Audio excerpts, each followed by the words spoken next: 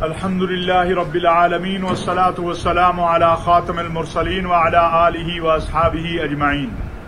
اما بعد۔ گزشتہ چند روز سے ایک کتاب کے حوالے سے بتایا جا رہا تھا کہ مطالعہ پاکستان کی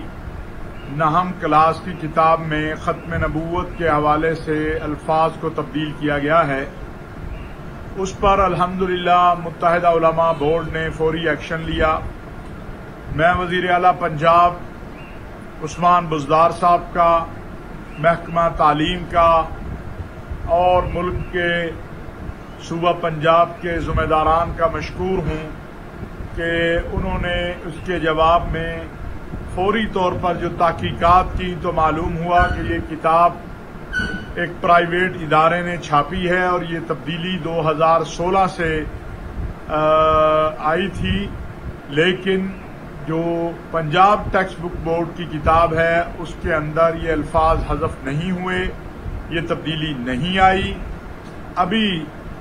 پنجاب ٹیکسٹ بک بورڈ نے اس پر نہ صرف یہ کہ اپنی وضاحت جاری کی ہے بلکہ اس پبلشر کے خلاف FIR کے لیے تھانہ پرانی انارکلی سے رجوع کیا ہے۔ میں سمجھتا ہوں یہ اللہ تبارک و تعالیٰ کا فضل و کرم ہے اور اللہ کے نبی صلی اللہ علیہ وسلم کی ختم نبوت کے چوکیداروں کی جدوجہد ہے۔ اگر یہ چیز ہم 2016 میں دیکھتے تو اس وقت اس پر آواز بلند ہوتی تو اس وقت بھی ایکشن ہوتا، لیکن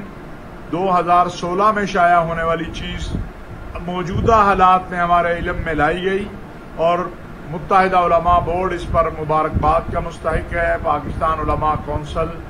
کے ساتھی اس پہ مبارکباد کے مستحق ہیں، تمام مسلمانان عالم اس پہ مبارکباد کے مستحق ہیں، اور میں شکر گزار ہوں محترم وزیر اعلیٰ پنجاب کا، محکمہ تعلیم کے سیکرٹری صاحب کا، پنجاب ٹیکسٹ بورڈ کے ذمہ داران کا کہ انہوں نے اس پر ایکشن لیا اور الحمدللہ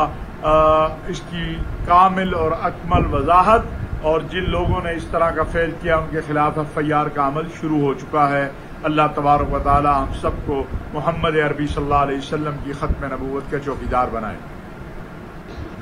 الحمدللہ رب العالمین والصلاة والسلام